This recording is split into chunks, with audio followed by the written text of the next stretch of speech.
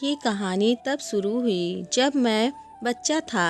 मैं एक गरीब परिवार के बेटे के रूप में पैदा हुआ था। खाने के लिए भी हमें अक्सर भोजन की कमी हो जाती थी। जब भी खाने का समय होता, माँ अक्सर मुझे अपने हिस्से का खाना दे देती थी। जब वह मेरे एक कटोरे में अपना चावल निकाल रही होती, तो वह कहती थी, यह चावल खा लो बेटा, मुझे भूख नहीं है। वह था माँ का पहला झूठ। जब मैं बड़ा हो रहा था, मैंने ये देखा था कि मेरी माँ दृढ़ निश्चयी है। हमारे घर के पास एक नदी थी, उसमें कई लोग मछलियाँ पकड़ा करते थे। अपने खाली समय में माँ मछली पकड़ने के लिए चली जाती।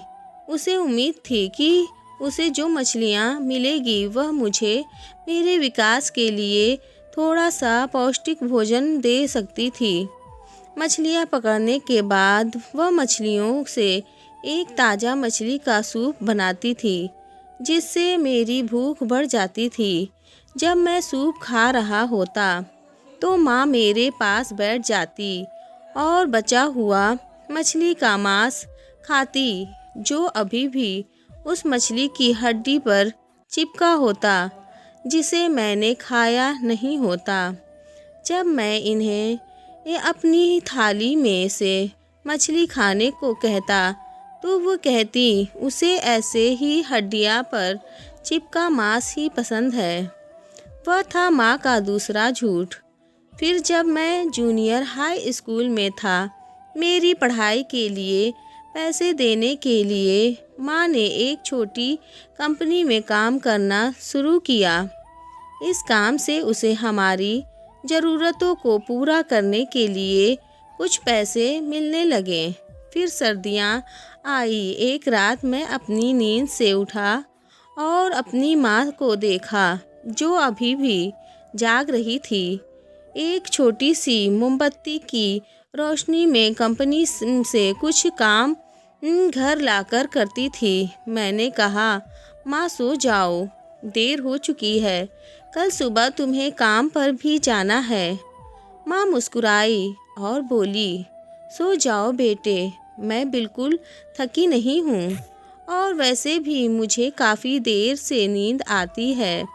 वह था माँ का तीसरा झूठ। मेरी अंतिम परीक्षा के समय माँ ने मेरे साथ चलने के लिए अपने काम से छुट्टी मांगी। जब दिन चढ़ा और सूरज की तपिश बढ़ने लगी थी, तो कई घंटों तक तेज धूप में मेरी दृढ़ माँ ने सूरज की चमकती गर्मी में मेरा इंतज़ार किया। जैसे ही घंटी बजी, जिसने संकेत दिया कि अंतिम परीक्षा समाप्त हो गई है, माँ ने तुरंत मेरा स्वागत किया और मुझे एक ठंडी बोतल में एक गिलास लस्सी पिलाई, जो उसने पहले से मेरे लिए तैयार की थी। बहुत गाढ़ी लस्सी लेकिन मेरी माँ के प्यार से ज़्यादा गाढ़ी नहीं। अपनी माँ को पसीने से लथपथ देखकर मैंने तुरंत उसे अपना गिलास दिया और उसे भी पीने के लिए कहा। माँ ने कहा, पियो बेटा, मुझे बिल्कुल प्यास नहीं है। वह था माँ का चौथा झूठ। बीमारी के कारण मेरे पिता की मृत्यु के बाद मेरी गरीब माँ को एकल माता पिता के रूप में अपनी भूमिका निभानी पड़ी। अपनी पूर्व नौकरी पर रहकर उसे हमारी ज़रूरतों को वो अकेले ही पूरा करना था। हमारे परिवार का जीवन अधिक जटिल था।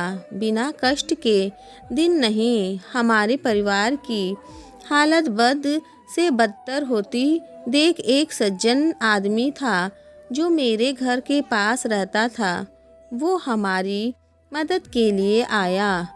वो छोटी या बड़ी समस्याओं में हमेशा हमारा साथ देता।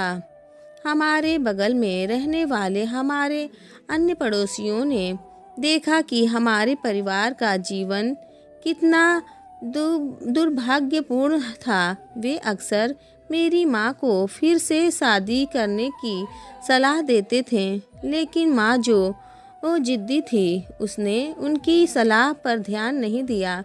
उसने कहा, मुझे प्यार की ज़रूरत नहीं है। वह था माँ का पांचवा झूठ।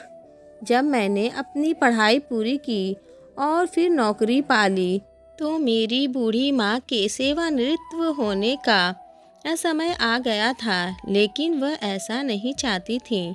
वह हर सुबह ईमानदारी से बाजार जाती ताकि सब्जी बेचकर अपनी ज़रूरतों को पूरा कर सके।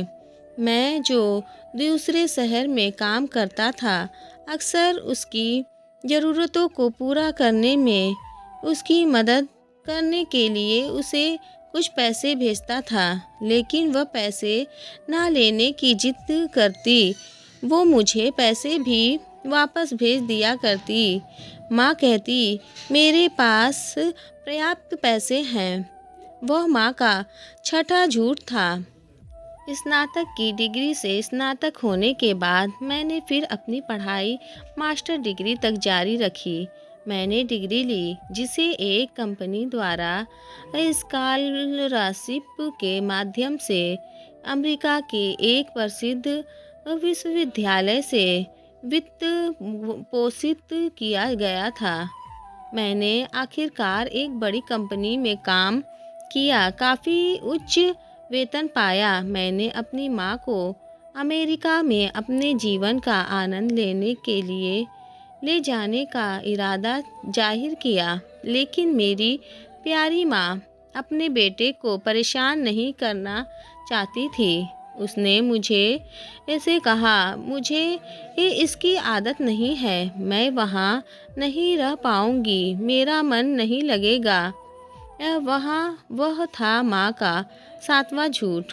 वृद्धावस्था में प्रवेश करने के बाद माँ को पेट का कैंसर हो गया और उन्हें अस्पताल में भर्ती करना पड़ा। मैं जो मीलों दूर और समुद्र के उस पार रहता था, सीधे अपनी प्यारी माँ से मिलने घर गया।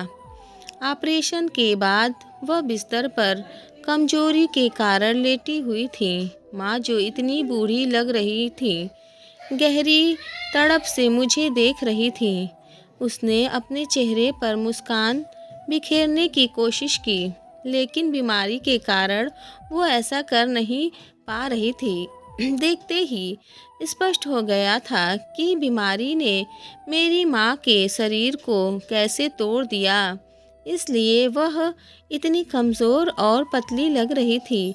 मैंने अपने चेहरे पर बहुत आंसुओं के साथ अपनी माँ को देखा। माँ को उस हालत में देखकर मेरा दिल आहत हुआ, इतना कि मैं बता भी नहीं सकता। लेकिन माँ ने अपनी पूरी ताकत से कहा, रो मत मेरे बच्चे, मुझे दर्द नहीं हो रहा है। वह था माँ का आठवां झूठ। अपने जीवन का ये आखिरी झूठ बोलने के बाद माँ ने हमेशा के लिए अपनी आंखें बंद कर ली। मेरी माँ और उसके सभी झूठ हमेशा मेरे दिल में रहेंगे। अगर ये कहानी अच्छी लगी हो तो लाइक, शेयर और सब्सक्राइब करें।